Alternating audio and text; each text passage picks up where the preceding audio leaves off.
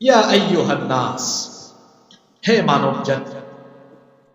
আল্লাহ এখানে সম্বোধন করেছেন কাদেরকে? মানব জাতিকে। নাস,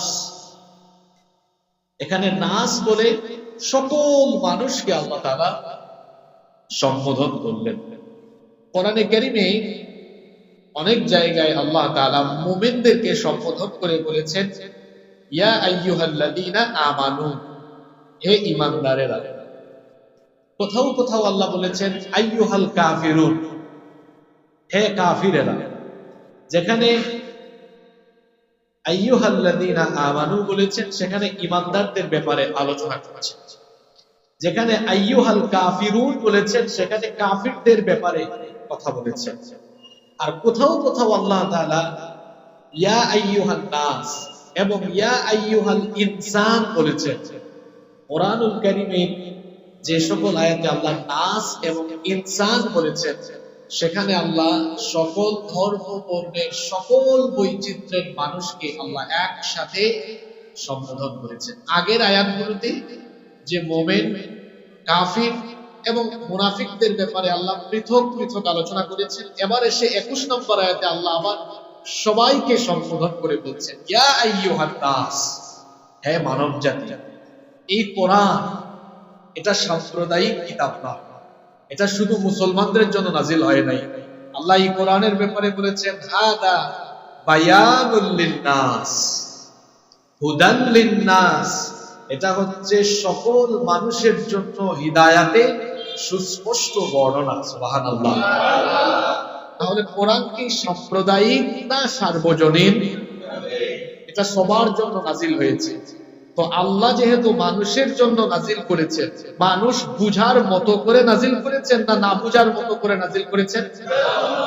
যেহেতু এটা আমাদের জন্য, পশু পাখির জন্য না, যেহেতু আল্লাহ আমাদের জন্য নাজিল করেছেন তার মানে আমাদের বুঝার মতো করে আল্লাহ এটা দিয়েছেন। এজন্য আল্লাহ বলেছেন ফালাকাদ ইয়াসসারনাল কুরআনা লিযিকর, আমি সহজ করে এই কোরআন তোমাদের জন্য নাজিল করেছি। আমার দেশে এখন নতুন করে এক লোক কোথা থেকে যে বের হয়েছে, আমি বলি পুরান পাগলের ভাত নাই, নতুন পাগলের আমদানি হয়েছে। তাকে নাকি আমাদের আসিফ নজরুল সাহেবের শিল্পকলা একাডেমির মহাপরিচালক বানিয়েছে। আসিফ নজরুল সাহেবকে আমি বলবো, আমরা আপনাকে মনে করি আপনি অত্যন্ত সচেতন একজন ব্যক্তি, দেশপ্রেমিক একজন ব্যক্তি। ছাত্র জনতার অভ্যুত্থানের পরে সংখ্যাগরিষ্ঠ মুসলমানদের এই দেশে এরকম কোন পাগল ছাগল লোককে দেশের গুরুত্বপূর্ণ পদে পদায়ন করা হবে, এটা এদেশের ছাত্র জনতা, এদেশের কোন মানুষ বরদাস্ত করবে না। আপনারা শুনেছেন সে বলেছে যে এই কোরআন 1400 বছরের পুরানো। এটা আমি বুঝি না, আপনারা কিভাবে বুঝেন আমি জানি না। এটা তো আপনাদের বুঝার মতো কোনো বিষয় না। 1400 বছর আগে কিভাবে নাজিল হয়েছে, যিনি নাজিল করেছেন তিনি এটা বুঝবেন, আপনারা এটা বুঝবেন না। এরকম কথা বলছে কি বলে নাই? কি আপনারা শুনেন নাই? শুনছেন কিনা? যুবক ভাইয়েরা যারা ফেসবুক চালান তার বক্তব্য সোশ্যাল মিডিয়াতে ভাইরাল হয়েছে, শুনছেন কিনা আপনারা? সে আরো বলেছে যে এই যুগে এসে পর্দা করার আর কি দরকার। তো এই যুগে পর্দা করার দরকার এই জন্যই তোমার মতো কিছু লুচ্চা বদমাশ আছে যাদের কারণে আমাদের ছেলে, আমাদের মেয়েরা স্কুল কলেজে কিংবা বাহিরে নির্বিঘ্নে চলাফেরা করতে পারে না, এবং আমাদের মেয়েরা তাদের সম্মান ইসলাম রানীর মতো দিয়েছে বলেই তাদেরকে পর্দা করার কথা ইসলাম বলছে। যে লোকটি এ ধরনের কথা বলেছে এই সরকারকে নিয়ে কেন জানি আমার ইদানিং কালে বহু প্রশ্ন মনে জেগেছে। এ ধরনের লোকদেরকে পদায়ন করা হয়েছে।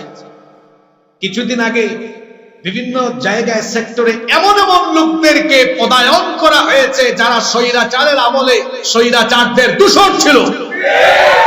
আর এদেশের মুসলমান, এদেশের মানুষ এরা বড় আবেগী জাতি। এটা আমি সব সময় বলি, বাঙালি বিবেকে নাচে না, আবেগে নাচে। এরা ভাবে পড়ে, আবেগ দেখায় আগে। স্বৈরাচারের আমলের কোন দূষণকে বাংলাদেশের মানুষ রাষ্ট্র পরিচালনার কোন সেক্টরে দেখতে চায় না। দেশের রাষ্ট্র পরিচালনার জন্য অনেক যোগ্য আমানতদার মানুষ আছে। যদি আপনারা না দেখেন তাহলে দেশের ছাত্র জনতাকে দেখার জন্য বলেন, দেখে দেখে বের করেন। দেশে বহু দেশপ্রেমিক মানুষ আছে যাদের কাছে দেশের স্বাধীনতা আর সার্বভৌমত্ব অনেক গুরুত্বপূর্ণ। স্বাধীনতা সার্বভৌমত্বের জন্য যারা নিজেদেরকে বিলিয়ে দিতে জানে, এমন মানুষ বাংলাদেশে আছে না?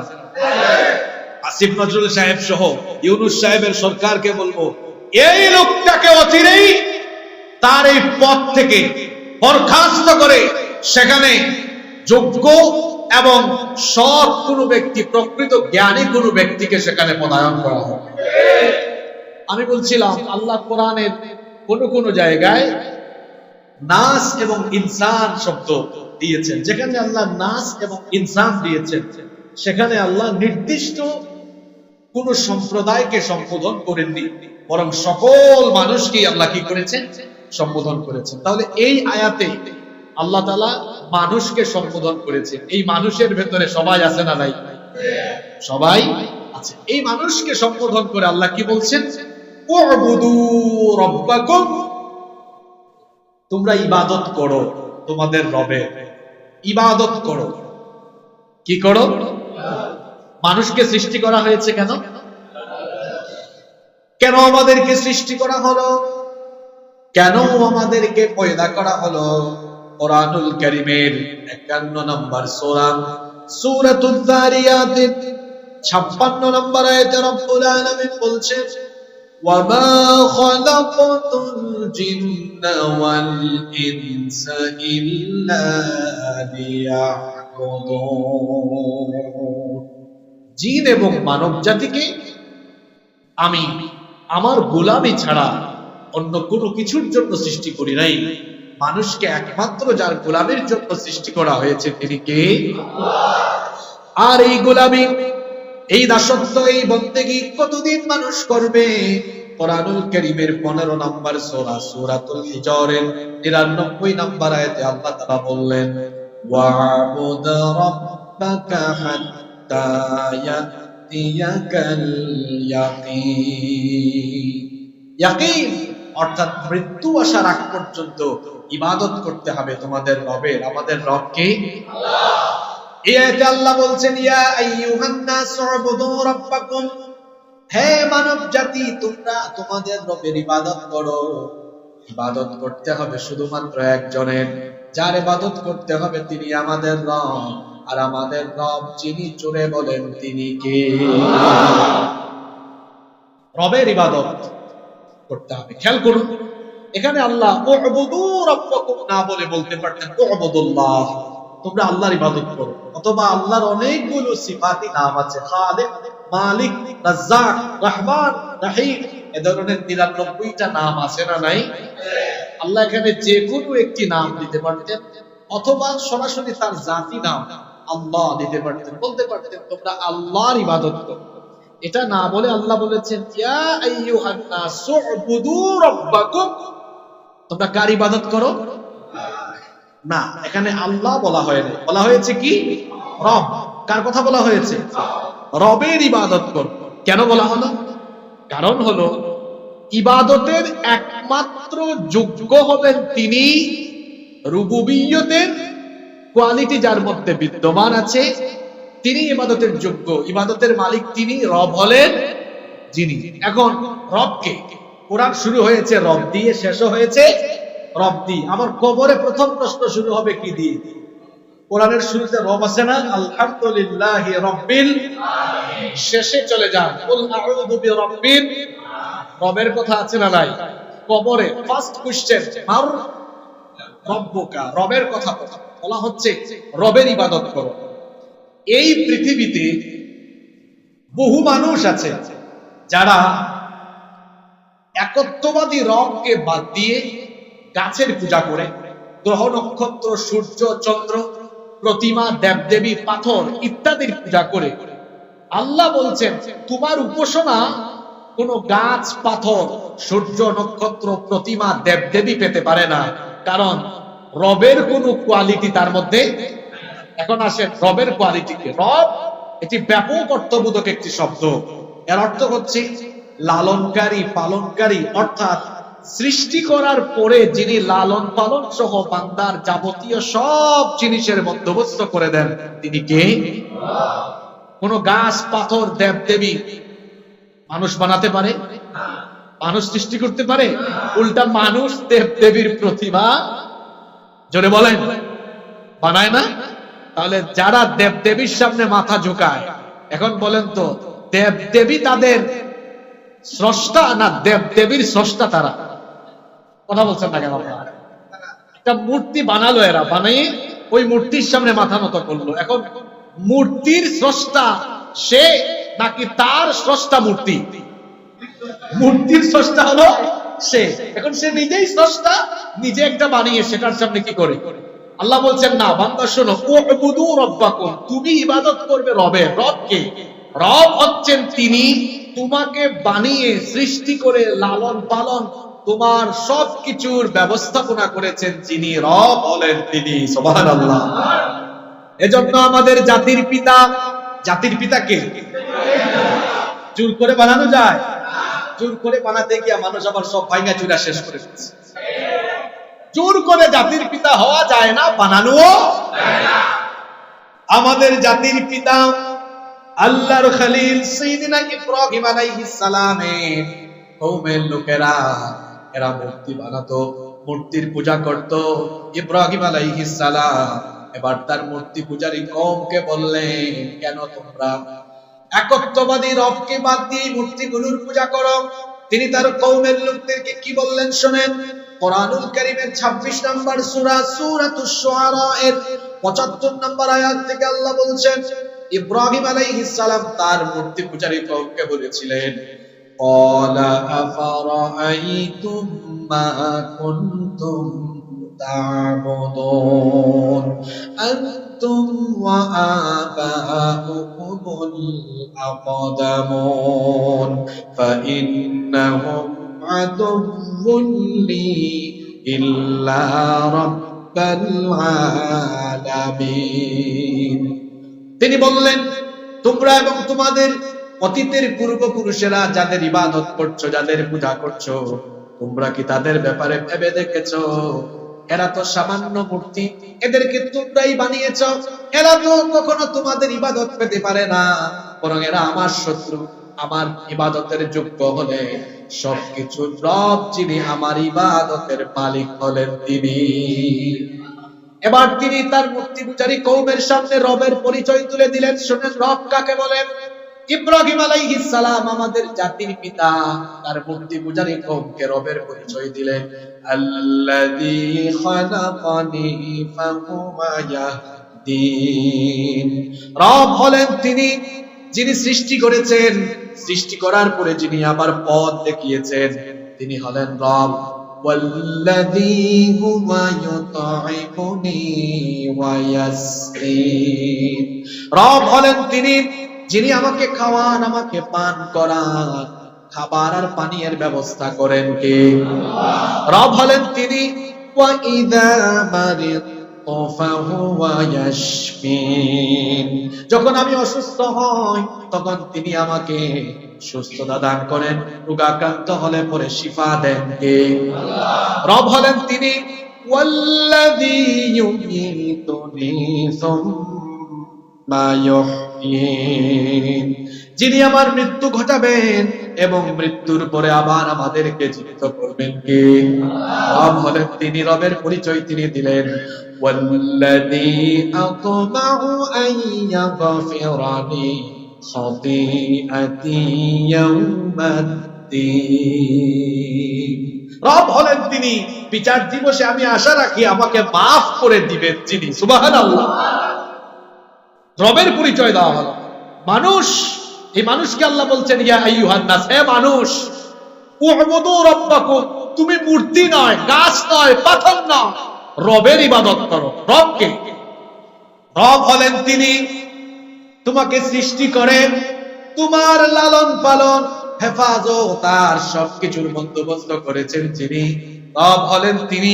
এই আয়াতে আল্লাহ এর পরের অংশে রবের পরিচয় দিলেন যে রবের গোলামি তুমি করবে, যে রবের ইবাদত তুমি করবে। বান্দারে শোনো, সেই রবের পরিচয় হলো, যারা পারেন আমার সঙ্গে পড়েন, আল্লাযী খালাকাকুম ওয়াল্লাযীনা মিন ক্বাবলিকুম লাআল্লাকুম তাত্তাকুন। সেই রবের ইবাদত করো যিনি তোমাদেরকে এবং তোমাদের পূর্ববর্তীদেরকে সৃষ্টি করেছেন। সুবহানাল্লাহ।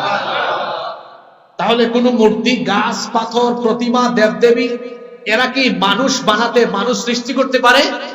তাহলে রুবুবিয়্যাতের 1 নাম্বার কোয়ালিটি হলো রব হলেন তিনি, মানুষকে বানিয়েছেন, মানুষ সহ সবকিছু সৃষ্টি করেছেন যিনি। সুবহানাল্লাহ। আমাদেরকে সৃষ্টি করেছেন কে? আল্লাহ বলছেন, হে মানুষ, যিনি তোমাকে সৃষ্টি করেছেন সেই রবের ইবাদত করো।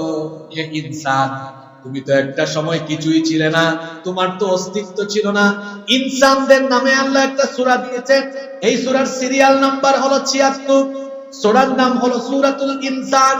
এই সূরার শুরুতে আল্লাহ ইনসান সম্পর্কে বলেছেন, হাল আতা আলাল ইনসানি হিনুম মিনাত দাহরি লাম ইয়াকুন শাইআন মাযকুরা। তোমাদের জীবনে কি এমন একটি সময় ছিল না যখন তোমরা উল্লেখ করার মতো কিছুই ছিলে না? তোমাদের নাম ঠিকানা ছিল না, ঘর বাড়ি ছিল না, অস্তিত্ব পর্যন্ত ছিল না। আমি তোমাদেরকে কিভাবে বানালাম শোনো, কিভাবে আমি তোমাদেরকে এবং তোমাদের পূর্ববর্তীদেরকে সৃষ্টি করেছি শোনো। কোরআনুল কারীমের 49 নাম্বার সূরা সূরাতুল হুজুরাতের 13 নাম্বার আয়াতে আল্লাহ তাআলা বলছেন, ইয়া আইয়ুহান নাসু ইন্না খালাকনাকুম মিন যাকারিন ওয়া উনসা ওয়া জাআলনাকুম শুউবান ওয়া ক্বাবাইলা লিতাআরাফু ইলা আখিরিল আয়াত। আল্লাহ তাআলা বলছেন, ইয়া আইয়ুহান নাস, হে মানব জাতি, ইন্না খালাকনাকুম, নিশ্চয়ই আমি তোমাদেরকে সৃষ্টি করেছি, মিন যাকারিন, একজন পুরুষ থেকে। সেই একজন পুরুষের নাম হলো বাবা আদম আলাইহিস সালাম, ওয়া উনসা, এবং একজন নারী থেকে, সেই নারী হলেন আমাদের মা সাইয়্যিদাতুনা হাওয়া আলাইহাস সালাম। আল্লাহ বলছেন, এই একজন পুরুষ আর একজন নারী, এদের মাধ্যমে জগৎ সংসারের বিস্তৃতি ঘটিয়ে, এরপরে এই নারী পুরুষ উভয়ের মাধ্যমে আমি এই পৃথিবীতে বিভিন্ন বংশ, বিভিন্ন জাতি গোত্রের মাধ্যমে তোমাদেরকে ছড়িয়ে দিয়েছি।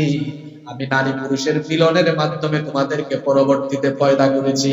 এজন্য আল্লাহ কোরআনে কারীমের 23 নম্বর সূরা সূরাতুল মুমিনুনের 12 নম্বর আয়াত থেকে বলছেন, ওয়ালাকাদ খালাকনাল ইনসানা মিন সুলালাতিন মিন طين ثم جعلناه نطفة في قرار مكين ثم خلقنا النطفة علقة فخلقنا العلقة مضغة فخلقنا المضغة عظاما فكسونا العظام لحما। আর অবশ্যই আমি তোমাদেরকে মাটির নির্যাস থেকে সৃষ্টি করেছি, পুরুষের স্পার্ম আর মহিলাদের অভাব, শুক্রাণু আর ডিম্বাণুর সমন্বয়ে জায়গোট তৈরি করে সেটাকে তোমার মায়ের জরায়ুর ভেতরে সুরক্ষিত আধারে আমি স্থাপন করেছি। এরপরে সেই নাপাক পানি ফোঁটাকে আমি জমাট বাঁধা রক্তে পরিণত করেছি। অতঃপর সেই জমাট বাঁধা রক্তকে গোশতপিণ্ড বানিয়েছি। তারপরে সেই গোশতপিণ্ডকে বড় একটা হাড্ডিতে রূপান্তর করে সেই হাড্ডির উপরে আমি গোশতের পোশাক পরিয়ে দিই, তোমার স্ট্রাকচার দিলাম, ফেস কাটিং দিলাম, হাত পা চক্ষু নাক ঠোঁট কান সবকিছু দিয়ে পূর্ণাঙ্গ আকৃতির সুন্দর একটা মানুষের সুরত দিয়ে তোমার মায়ের গর্ভের ভেতরে আমি তোমাকে রেখে দিয়েছি।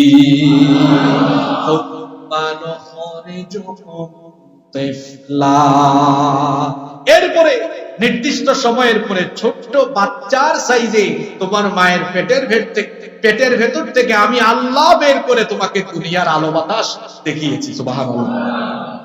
আল্লাহ বলছেন, এইভাবে করে আমি তোমাদেরকে এবং তোমাদের উৎস, আদি উৎস আদম হাওয়া, তোমাদেরকে এবং তোমাদের পূর্ববর্তীকে আমি সৃষ্টি করেছি। সুতরাং যে রব তোমাদেরকে এবং তোমাদের পূর্ববর্তীদেরকে সৃষ্টি করেছেন সেই রবের ইবাদত করো। এজন্য আল্লাহ এই আয়াতে বলেছেন, ইয়া আইয়ুহান নাসু উবুদু রাব্বাকুমুল্লাযী খালাকাকুম ওয়াল্লাযীনা মিন ক্বাবলিকুম লাআল্লাকুম তাত্তাকুন। হে মানব জাতি, তোমরা গাছপালা, সূর্য, গ্রহ, নক্ষত্র, পাথর, প্রতিমা নয়, তোমাদের রবের ইবাদত করো। কোন রব? আল্লাযী খালাকাকুম, যিনি তোমাদেরকে, ওয়াল্লাযীনা মিন ক্বাবলিকুম, এবং তোমাদের পূর্ববর্তীদেরকেও সৃষ্টি করেছেন। সুবহানাল্লাহ।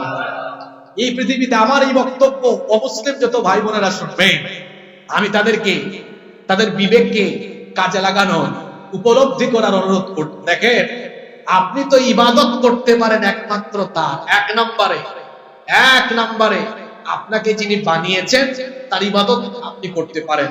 আপনি এমন কারো ইবাদত করতে পারেন না যে আপনার স্রষ্টা নয়, যে আপনাকে বানায়নি, বরং উল্টো পৃথিবীতে বহু মানুষ আছেন নিজে বানিয়ে ওটারে বলে। ইন্না লিল্লাহি ওয়া ইন্না ইলাইহি রাজিউন।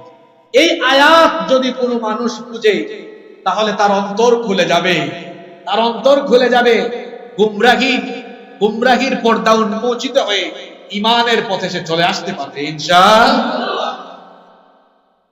এক নম্বরে আল্লাহ বললেন রবের পরিচয়, তিনি তোমাদেরকে এবং তোমাদের পূর্ববর্তীদেরকে সৃষ্টি করেছেন। এর পরবর্তী আয়াতে অর্থাৎ 22 নম্বর আয়াতে আল্লাহ রবের পরিচয় কন্টিনিউ করলেন, রবের পরিচয় আরো সুন্দরভাবে তুলে ধরলেন। আল্লাহ তাআলা বললেন, তোমাদের রব হলেন তিনি, যার ইবাদতের কথা বলা হচ্ছে সেই রব হলেন তিনি, আল্লাযী জাআলা লাকুমুল আরদা ফিরাশান ওয়াস সামাআ বিনাআ, যিনি জমিনকে তোমাদের জন্য বিছানার মতো করে বিছিয়ে দিয়েছেন। আল্লাযী জাআলা লাকুমুল আরদা ফিরাশা, যিনি জমিনকে তোমাদের জন্য বিছানার মতো করে বিছিয়ে দিয়েছেন। এই কথার অর্থ, জমিনটা কি বিছানার মতো সমতল? বিছানা যেরকম সমতল, জমিনটাও কি সেরকম সমতল? এই আয়াতে বিছানার মতো করে জমিনকে বিছিয়ে দেওয়ার অর্থ তাহলে কি? এটা দ্বারা আকৃতি বোঝানো হয়নি, বরং জমিনকে বিছানার মতো করে বিছিয়ে দেওয়া হয়েছে। এই কথার তাৎপর্য হলো, আমরা জানি বিছানায় আরাম এবং স্বাচ্ছন্দ্যের সাথে বিশ্রাম নেওয়া যায়। তাছাড়া বেড বা বিছানা সাধারণত প্রোটেক্টিভ জায়গার মধ্যে রাখা হয়, যাতে করে সূর্যের তাপ, ক্ষতিকর রশ্মি, ক্ষতিকর তাপ, ঝড়, বৃষ্টি, হিংস্র জীবজন্তু এবং বিষাক্ত কীট পতঙ্গের হাত থেকে যেন জীবন বাঁচানো যায়, এরকম প্রোটেক্টিভ জায়গায় বিছানা রাখা হয়। আচ্ছা, বিছানা কি কোনো মানুষ তার বাড়ির উঠানে রাখে? কোথায় রাখে? এটা ঘরের ভেতরে সুরক্ষিত জায়গায়, যেখানে এই যে এখন বৃষ্টি হচ্ছে, যেখানে বৃষ্টির ফোঁটা পড়বে না, যেখানে সূর্যের তাপ অতিমাত্রায় লাগবে না, যেখানে বিষাক্ত কোনো জীবজন্তু বা কীট পতঙ্গ যেতে পারবে না, এ ধরনের একটা প্রোটেক্টিভ জায়গায়, আমাদের বাড়ির একটা সুরক্ষিত জায়গায় আমরা কি রাখি? বিছানাকে রাখি। বিছানা যেরকম একটা প্রোটেক্টিভ জায়গায় রাখলে পরে আরাম, আয়েশে, স্বাচ্ছন্দ্য বোধ করা যায়। আমরা জানি পৃথিবী হলো একটা গ্রহ, এছাড়াও আরো অনেকগুলা গ্রহ আছে না? এই পর্যন্ত যতগুলো গ্রহ উপগ্রহ আবিষ্কার হয়েছে, তার মধ্যে পৃথিবী হচ্ছে একমাত্র ব্যতিক্রমী গ্রহ, যেখানে পানি, বাতাস এবং জীবের অস্তিত্ব আছে। অর্থাৎ এই পৃথিবী নামক গ্রহে মানুষ এবং অন্যান্য জীবজন্তু যত সহজে, স্বাচ্ছন্দ্যে, নিরাপদে বসবাস করতে পারে, অন্য কোন গ্রহে সেরকম অতি সহজে স্বাচ্ছন্দ্যে বিশ্রাম নিতে পারবে না, বেঁচে থাকতে পারবে না। অন্য কোন জায়গায় এরকম সুখে শান্তিতে বসবাস করতে পারবে। এজন্য আল্লাহ তাআলা এই পৃথিবীকে বিছানার মতো বিছিয়ে দিয়েছেন, এই কথা বলে জমিনকে বিছানার সাথে তুলনা করেছেন। এই অর্থে বিছানায় যেহেতু আরাম, আয়েশে, স্বাচ্ছন্দ্য বোধ করে বিছানায় থাকা যায়, ঠিক তেমনি পৃথিবীকেও আল্লাহ তাআলা বসবাসের উপযোগী করে বান্দার জন্য বানিয়েছেন। সুবহানাল্লাহ। রব হলেন তিনি, কার ইবাদত করবেন? আল্লাহ বলছেন যিনি জমিনকে তোমাদের জন্য বসবাসের উপযোগী বানিয়েছেন। আজকের বিজ্ঞান বলছে এই যে পৃথিবীর মাটি, মাটিতে অনেক লেয়ার আছে, মাটিতে অনেক লেয়ার আছে না? যে ডিপ মিস্ত্রিরা বা সয়েল টেস্টের সময় দেখবেন লেয়ার বাই লেয়ার নিচে যেতে থাকে। তো মাটি বিশেষজ্ঞগণ বলছেন, ভূতত্ত্ববিদরা বলছেন যে পৃথিবীর মাটিতে অনেক লেয়ার আছে। একেবারে উপরের যে লেয়ার, যেখানে আমরা চলাফেরা করছি, এই লেয়ারকে বলা হয় ক্রাস্ট। এটি হচ্ছে সবচেয়ে পাতলা আস্তরণ। এই ভূপৃষ্ঠ বা ক্রাস্টের লেয়ার হলো সবচাইতে পাতলা। বিছানা বা কার্পেট, এটা বলেন তো ভারী আস্তরণ না পাতলা আস্তরণ? বলেন পাতলা আস্তরণ। বিছানা যেমন পাতলা একটা আস্তরণ, আজকের বিজ্ঞানও তো গবেষণা করে তাই বলছে মাটির যত লেয়ার আছে উপরের লেয়ারটার নাম হলো ক্রাস্ট, আর এটা হলো সবচেয়ে পাতলা আস্তরণ। বিছানার মতো করে জমিনকে বিছিয়ে দেওয়া হয়েছে, তার মানে হলো আল্লাহ তাআলা এই ক্রাস্ট বা পাতলা আস্তরণের উপরে এই জমিনকে বসবাসের উপযোগী করে মানুষের বাসযোগ্য বানিয়ে দিয়েছেন। সুবহানাল্লাহ। এজন্য রব্বুল আলামিন কোরআনুল কারীমের 51 নম্বর সূরা সূরাতুদ দারিয়াতের 48 নম্বর আয়াতে আরো সুন্দর করে বললেন, ওয়াল আরদা ফারাশনাহা ফানি'মাল মাহিদুন। আর আমি জমিনকে বিছিয়ে দিয়েছি, আমি কতই না সুন্দর বিছানা প্রস্তুতকারী। জমিনটাকে বিছানার মতো করে বসবাসের উপযোগী যিনি বানিয়েছেন, গলার আওয়াজ বড় করে বলেন তিনি কে?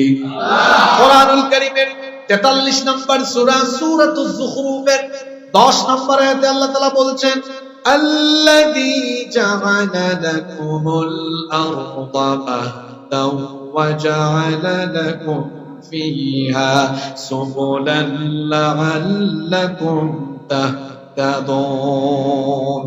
রব তো হলেন তিনি যিনি জমিনকে তোমাদের জন্য শয্যার মতো, বিছানার মতো বানিয়ে দিয়েছেন এবং তাতে তোমাদের জন্য চলার বহু পথ দিয়েছেন, যাতে তোমরা সঠিক পথের সন্ধান পেতে পারো। কোন রবের ইবাদত করবে? আল্লাহ বলছেন যিনি এই জমিনকে তোমাদের জন্য বিছানার মতো বিছিয়ে জমিনটাকে যিনি বসবাস করার উপযোগী বানিয়েছেন। আল্লাহ এখানে শেষ করেন নাই, এত সুন্দর এই আয়াতে আল্লাহ তার পরিচয় এত সুন্দর দিয়েছেন। আল্লাহ বলছেন বান্দারে শোনো, তোমরা যে জমিনে বসবাস করছো এটাকে আমি কত সুন্দর করে ভারসাম্যপূর্ণ করে বানিয়েছি।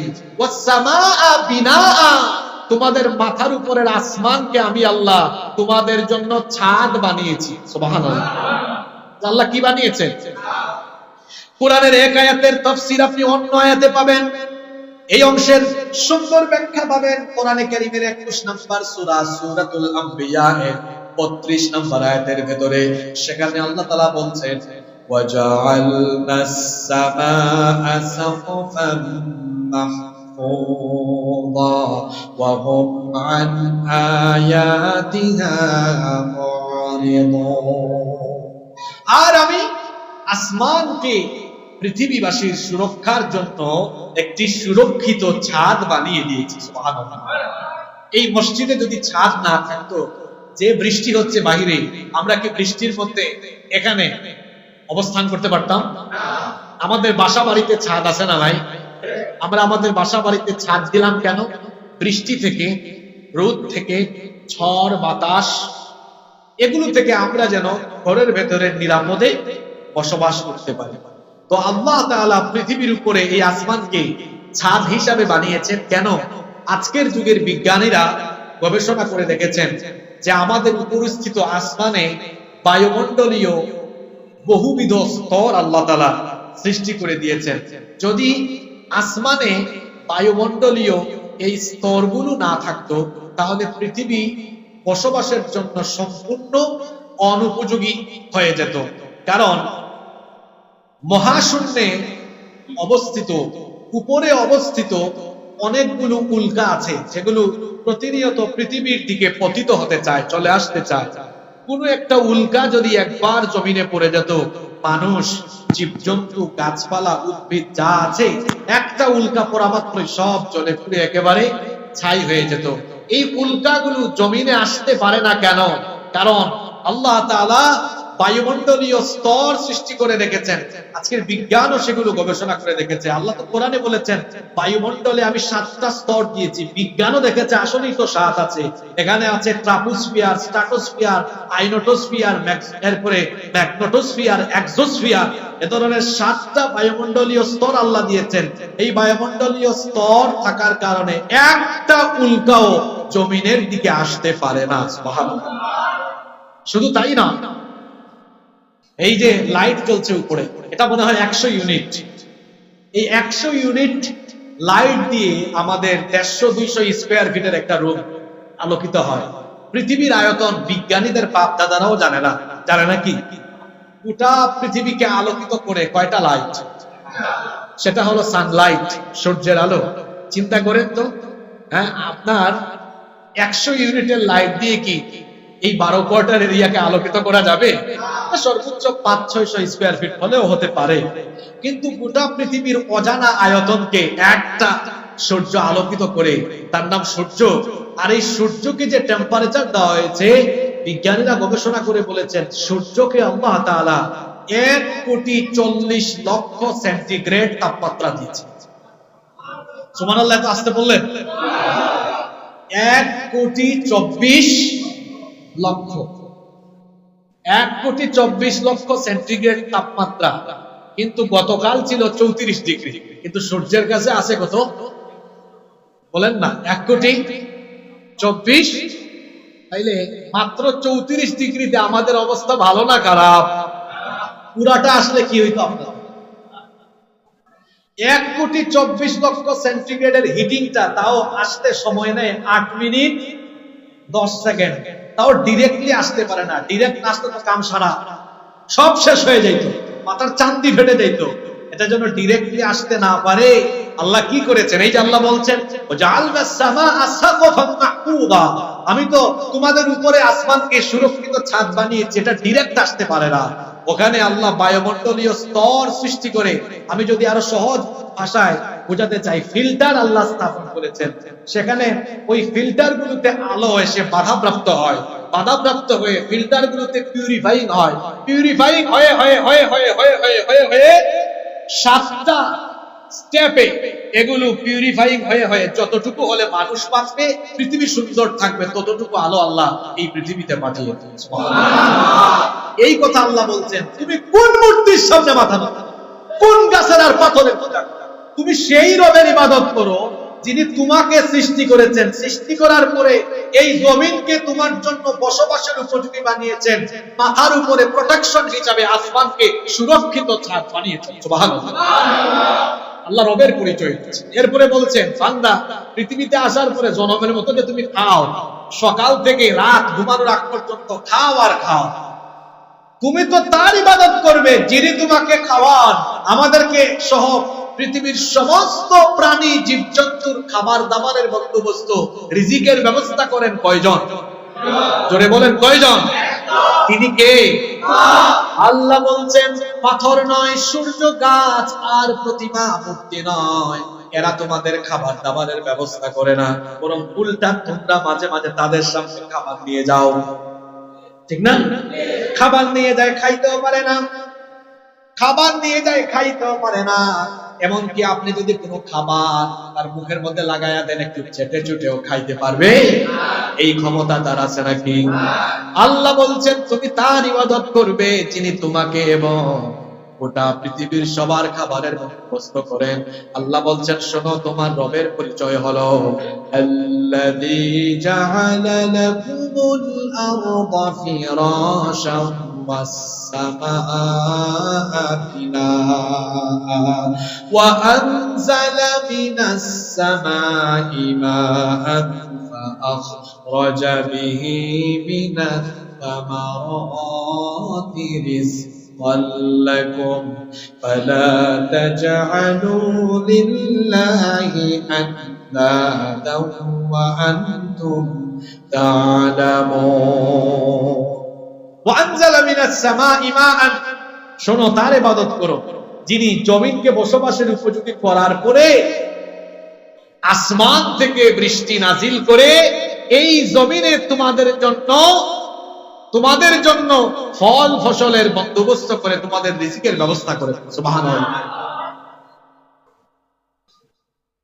এই যে জমিন থেকে এত ফসল উৎপন্ন হয়, আমরা যা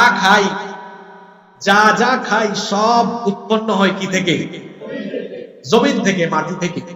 মাটি থেকে এই ফসলগুলো উৎপন্ন করেন কে?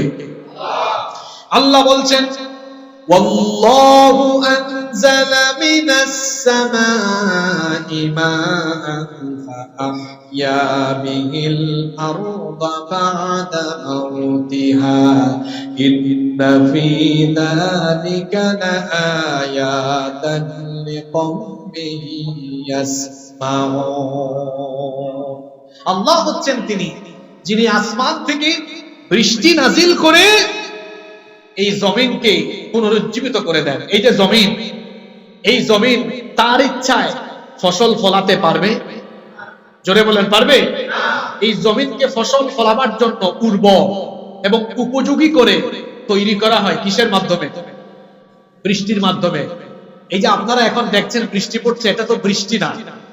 বৃষ্টি না, বিজ্ঞানীদেরকে জিজ্ঞেস করে দেখেন, এই বৃষ্টি হলো মাটির জন্য সবচেয়ে গুরুত্বপূর্ণ সার।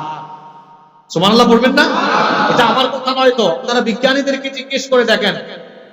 বিজ্ঞানীরা বলেছেন প্রত্যেক বছর বৃষ্টির মাধ্যমে 150 মিলিয়ন টন সারের উপাদান জমিনে নাজিল হয়। এই বৃষ্টির পানিতে আছে ফসফরাস, পটাশিয়াম, ক্যালসিয়াম, ম্যাগনেসিয়াম সহ আরো বহুবিধ সারের গুরুত্বপূর্ণ উপাদান। বৃষ্টির পানি যখন জমিনে পড়ে যায় তখন ফেটে যাওয়া, মরে যাওয়া জমিনটা জীবিত হয়ে ফসল ফলাবার জন্য সে উর্বর হয়ে ওঠে। সুবহানাল্লাহ। এটাকে বৃষ্টির পানির মাধ্যমে ফসল ফলাবার উপযুক্ত বানিয়ে দেন কে?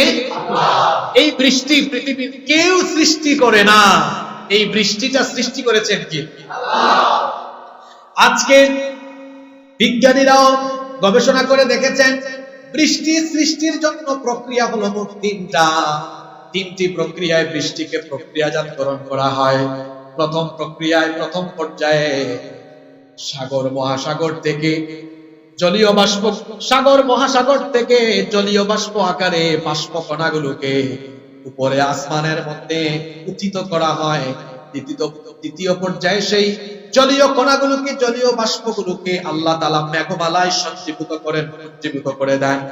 এরপরে মেঘমালায় সঞ্জীবিত করে তৃতীয় পর্যায়ে বাতাসের মাধ্যমে মেঘে ঘর্ষণ ঘটিয়ে পল্লু ধারায় জমিনে বৃষ্টি যিনি নাজিল করেন তিনি কে? বিজ্ঞান যেটা গবেষণা করে বিংশ শতাব্দীতে পেয়েছে, ১৫০০ বছর আগে কোরআনুল কারীমের ৩০ নাম্বার সূরা রুমের ৪৮ নাম্বার আয়াতে আল্লাহ বৃষ্টি সৃষ্টির এই তিনটা প্রক্রিয়া কত সুন্দর করে বর্ণনা করলেন। শুনেন, আল্লাহ তাআলা বলছেন, আল্লাহুল্লাযী ইউরসিলুর রিয়াহা ফাতুসীরু সাহাবান ফায়াবসুতুহু ফিস সামাই কাইফা ইয়াশা ويجعله كسفا فترى الودق يخرج من خلاله فإذا أصاب به من يشاء من عباده إذا هم يستبشرون। আল্লাহ তাআলা বলছেন, আল্লাহ হচ্ছেন তিনি যিনি বাতাস পাঠান, বাতাস মেঘমালাগুলোকে ধাওয়া করে অতঃপর তিনি মেঘমালাকে যেভাবে ইচ্ছা করেন আকাশে ছড়িয়ে দেন, খণ্ড বিখণ্ড করে দেন।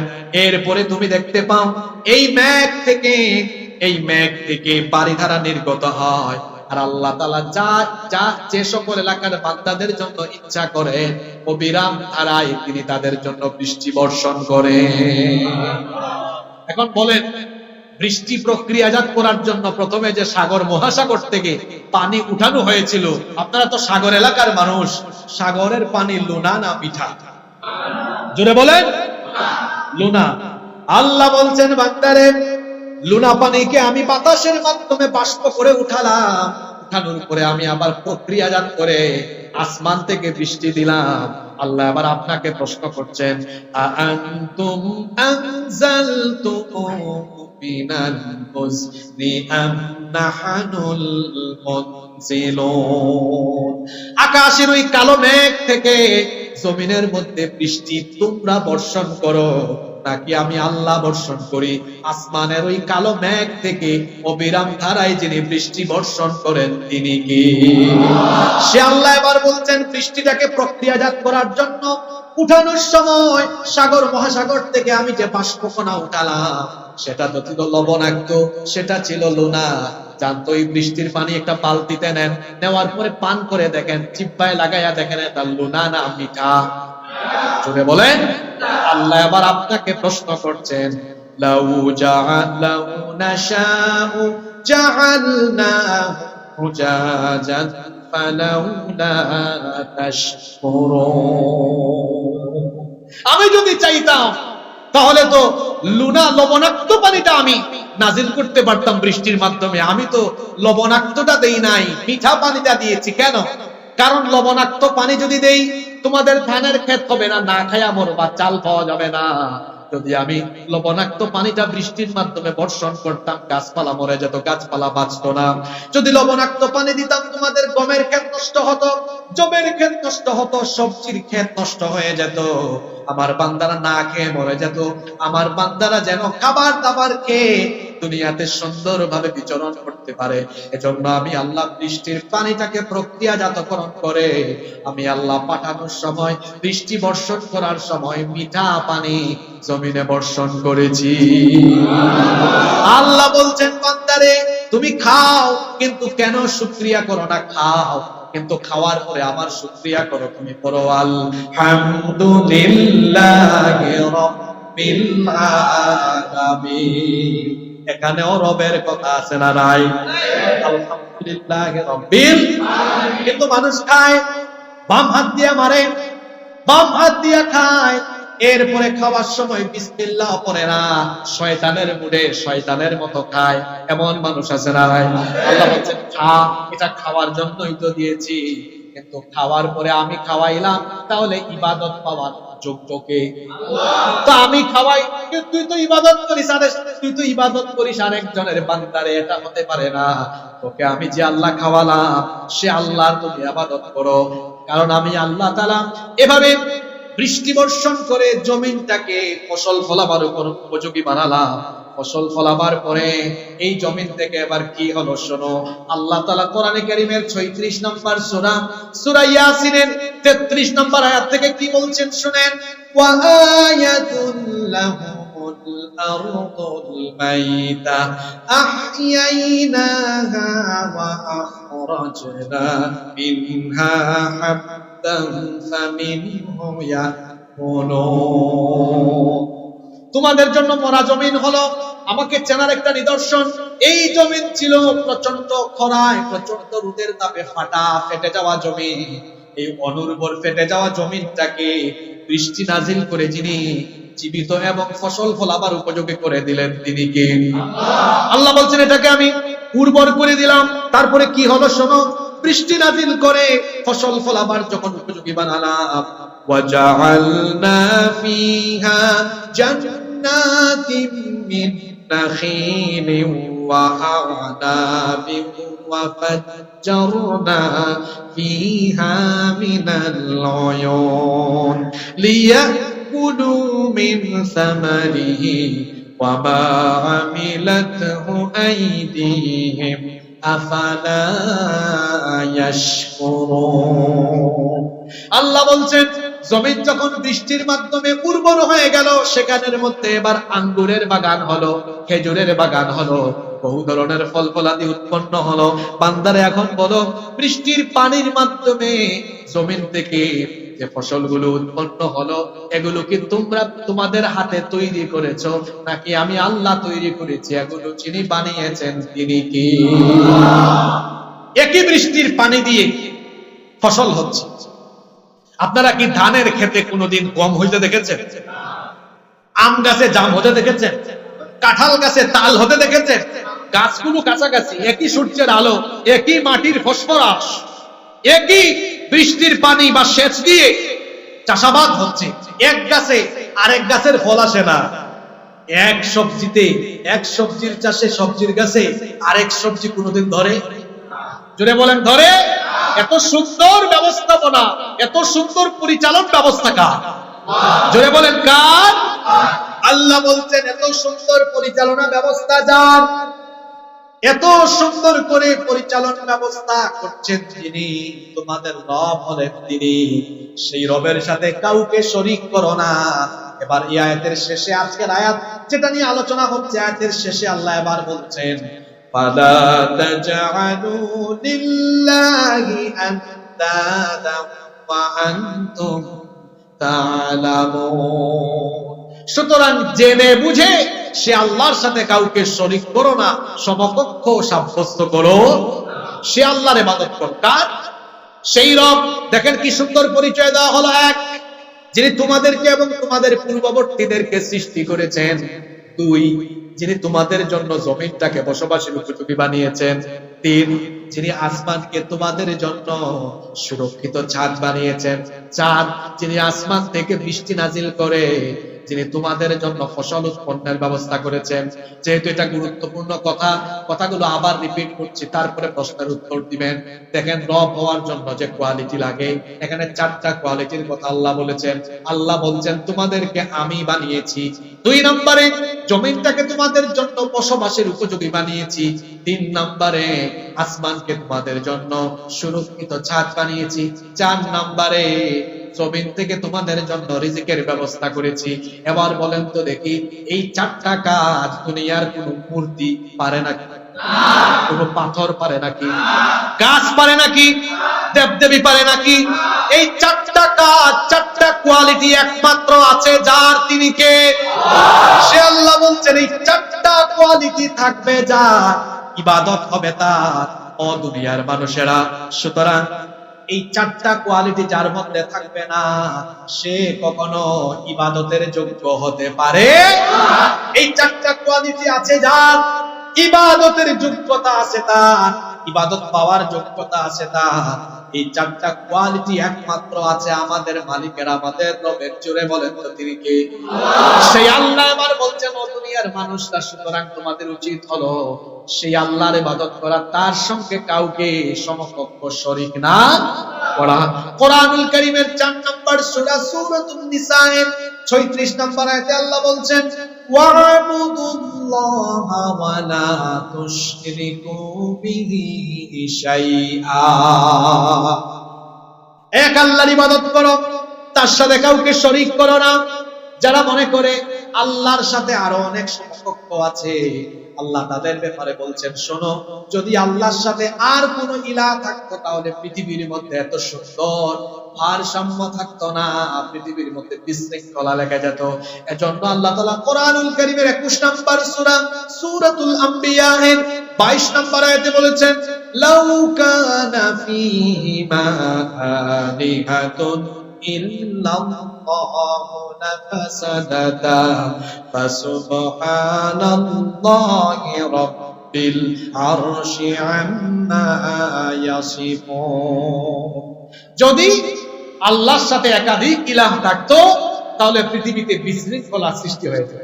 যদি আসমানের ইলাহ, আসমানের খোদা একজন হতো আর জমিনের খোদা একজন হতো, আজকেই ভেজাল লাগতো।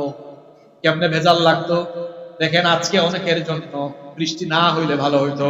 এখন মনে করেন যাদের জন্য বৃষ্টি না হইলে ভালো হইতো, তারা যদি জমিনের আরেক খোদা থাকতো তার ইবাদত করতো, জমিনের খোদা এদের উপর খুশি হইয়া বলতো আসমানের খোদা আজকে তুমি বৃষ্টি দিও। আর পৃথিবীতে আরো কিছু মানুষ থাকতো যারা আসমানের খোদার ইবাদত করে, আসমানের খোদা ওদের উপর খুশি হয়ে বলতো না এরা চাই বৃষ্টি হোক, সুতরাং আমি আজকে বৃষ্টি দিব। এক খোদা বলে বৃষ্টি লাগবে না, আরেক খোদা বলে বৃষ্টি লাগবে। এরকম যদি আসমানের খোদা একজন, জমিনের খোদা হয়তো আরেকজন, ভেজাল আছে না নাই? আল্লাহ বলছেন যদি ইলাহ একাধিক হতো তাহলে ভেজাল লাগতো, বিশৃঙ্খলা হতো।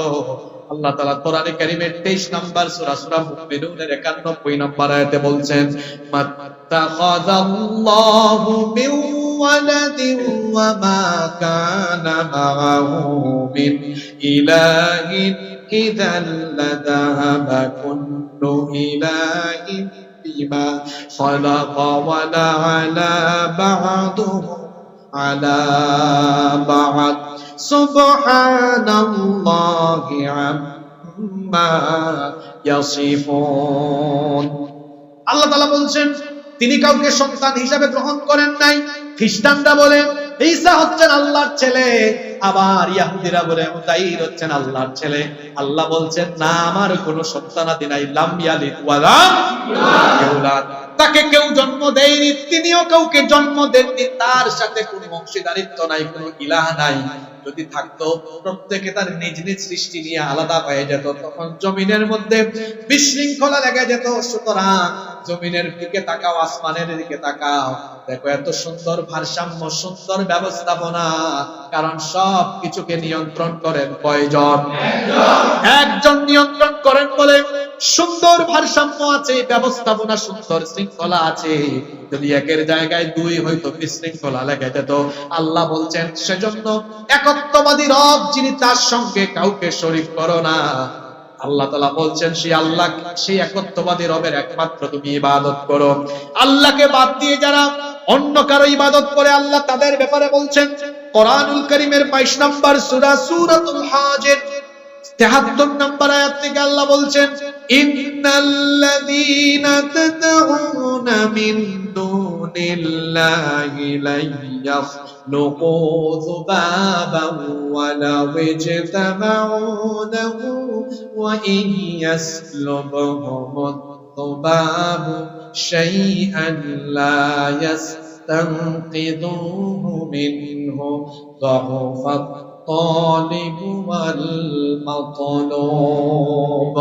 আল্লাহ বলছেন নিশ্চয়ই তোমরা যারা আল্লাহর পরিবর্তে অন্য কাউকে ডাকো, অন্য কারো ইবাদত করো, তারা তো সবাই মিলে একটা মাছি পর্যন্ত সৃষ্টি করতে পারবে না। এমনকি আল্লাহ বলছেন মাছি সৃষ্টি করা তো দূরের কথা, যদি এদের সামনে থেকে কেউ যদি কিছু ছিনিয়ে নিয়ে যায়, একটা মাছিকেও তারা সরাইয়া দিতে পারবে, সেগুলো তারা উদ্ধার করতে পারবে না। এই যে পৃথিবীতে বহু মানুষ আছে মূর্তির সামনে, গাছের সামনে, এমনকি পাথরের সামনে মাথা ঝুঁকায়, গাছের পূজারী, মূর্তি পূজারী, পাথর পূজারী আছে। আল্লাহ বলছেন এরা সবাই মিলে তো, গাছ, পাথর, প্রতিমা সবাই মিলে মাছিও সৃষ্টি করার কোনো ক্ষমতা রাখে। এমনকি এদের সামনে খাবার থাকলে কেউ যদি নিয়ে নেয়, সেগুলোও তারা উদ্ধার করতে পারবে। ওই যে ইব্রাহিম আলাইহিস সালাম মূর্তি, ইব্রাহিম আলাইহিস সালামের সময় যখন মূর্তিগুলোকে ভেঙে ফেলা হয়েছিল, ইব্রাহিম আলাইহিস সালামকে ডেকে আনা হলো, বলা হলো তুমি মনে হয় কাজটা করেছো। তিনি বললেন আমাকে কেন জিজ্ঞেস করো, যার কাঁধের মধ্যে কুড়াল আছে তাকে জিজ্ঞেস করো। তারা তখন বলেছিল তুমি তো ভালো করেই জানো এটা কোনো কথা বলতে পারে। ইব্রাহিম আলাইহিস সালাম আমাদের জাতির পিতা, তখন তাদেরকে বলেছিলেন আফাতাবুদুনা মিন দুনিল্লাহি মা লা ইয়ানফাউকুম শাইআন ওয়া লা ইয়াদুররুকুম উফিল লাকুমা ওয়া লিমা তা'বুদুনা মিন দুনিল্লাহি আফালা তা'কিলুন। তাহলে যেটা তোমাদের কথা শুনে না, কথার জবাব দিতে পারে না, যেটা তোমাদের উপকারে আসে না, অপকারে আসে না, কেন এটার ইবাদত করো? ধিক্কার তোমাদেরকে এবং তোমাদের মূর্তিদেরকে। ফিরে আসো এই মূর্তির পূজা থেকে, শিরক থেকে ফিরে আসো, ইবাদত করো তার যিনি তোমাদেরকে বানিয়েছেন। এই দুইটা আয়াত, যে দুইটা আয়াত নিয়ে আমরা আলোচনা করলাম, আল্লাহ তাআলা বলছেন ইবাদত হবে তার, চারটা কোয়ালিটি আছে যার। সূরা বাকারার 21 এবং 22 নম্বর আয়াত আমরা আলোচনা করলাম। এখানে আল্লাহ বলেছেন ইবাদত হবে তার, কয়টা কোয়ালিটি আছে যার? জোরে বলেন কয়টা? সেই চারটা কোয়ালিটি হলো, আল্লাহ বলছেন, পড়েন আমার সাথে, ইয়া আইয়ুহান নাসু উবুদু রাব্বাকুমুল্লাযী খালাকাকুম ওয়াল্লাযীনা মিন ক্বাবলিকুম লাআল্লাকুম তাত্তাকুন। হে মানুষ, তোমরা তোমাদের রবের ইবাদত করো। কোন রব? এক নম্বরে যিনি তোমাদেরকে এবং তোমাদের পূর্ববর্তীদেরকে সৃষ্টি করেছেন। দুই নম্বর আল্লাযী জাআলা লাকুমুল আরদা ফিরাশা, যিনি তোমাদের জন্য জমিনকে বিছানার মতো করে বসবাসের উপযোগী বানিয়েছেন। তিন নাম্বার হলো ওয়াস-সামাআ বিনাআ, যিনি তোমাদের জন্য আসমানকে সুরক্ষিত ছাদ বানিয়ে পৃথিবীর ব্যবস্থাপনাকে সুশৃঙ্খল নিয়মতান্ত্রিক এবং সুন্দর করে বসবাসের উপযোগী করেছেন। সেই রবের ইবাদত করো। চার নাম্বার পরিচয় হলো ওয়া আনজালা মিনাস সামাই মাআন ফাআখরাজা বিহি মিনাত তামারাতি রিজকাল লাকুম, যিনি আসমান থেকে বৃষ্টি নাজিল করে জমিন থেকে তোমাদের জন্য ফসলাদি উৎপন্ন করেন। এই চারটা কোয়ালিটি আছে যার ইবাদত হবে একমাত্র খবরদার, সাবধান দুনিয়ার মানুষ, ফালা তাজআলু লিল্লাহি আন্দাদা ওয়া আনতুম তা'লামুন, জেনে বুঝে সে আল্লাহর সাথে কাউকে শরীক করো না। ইবাদত হবে একমাত্র কার? এই দুইটা আয়াতে আল্লাহ তাওহীদের পরিচয় দিয়েছেন। তাওহীদ হলো তিন প্রকার। এক নাম্বার তাওহীদে রুবুবিয়্যাহ, দুই নাম্বার তাওহীদে উলুহিয়্যাহ, তিন নাম্বার হচ্ছে তাওহীদ ফিল আসমাই ওয়াস সিফাত। এই তিন প্রকারের মধ্যে দুই প্রকারের আলোচনা এখানে আছে। রুবুবিয়্যত এবং উলুহিয়্যতের কথা এখানে আছে, মানে রবের পরিচয় আছে, আবার যিনি ইবাদত পাবেন, ইবাদতের যোগ্য ইলাহ, ইলাহের মাহবুদের পরিচয় এখানে আছে না নাই? এই দুইটা আয়াতে বলা হলো তাওহীদের কথা। এর পরবর্তী তিনটা আয়াতে এসেছে রিসালাতের কথা। কারণ ইমানের মূল অংশ, এই যে আমরা শাহাদাত পড়ে ইমান শাহাদাতাইন পড়েছি না, আশহাদু আল্লা ইলাহা ইল্লাল্লাহ ওয়া আন্না মুহাম্মাদার, এই যে আমরা কালিমা পড়ি লা ইলাহা ইল্লাল্লাহ মুহাম্মাদুর, কালেমার দুইটা অংশ, একটা তাওহীদ আর একটা রিসালাত। শুধু লা ইলাহা ইল্লাল্লাহ তাওহীদের ঘোষণা দিলেই ঈমান পরিপূর্ণ হয়। রিসালাত মুহাম্মাদুর রাসূলুল্লাহ পড়েন সাল্লাল্লাহু আলাইহি ওয়াসাল্লাম। রিসালাতের ব্যাপারে ঈমান করতে হবে। আল্লাহ দুনিয়ার মানুষকে বলছেন যে আজকের ওয়াজ শুই না, একদম আল্লাহ একজন আছেন এটা স্বীকার করলা, কিন্তু নবী মানলা না, ঈমানদার হতে পারবা? পরবর্তী তিন আয়াতে আল্লাহ আলোচনা করেছেন তার নবীর রিসালাতের ব্যাপারে। আমরা আগামী জুমায় পরবর্তী তিনটি আয়াত নিয়ে কথা বলবো ইনশাআল্লাহ। আজকে আমরা যে আলোচনা করলাম, আমরা যেন এর আলোকে সারা জীবন মহান রবের একত্ববাদী রবের ইবাদত করে আমরা যেন তার পথে জীবন পরিচালনা করতে পারি। আল্লাহ আমাদেরকে তৌফিক দান করেন।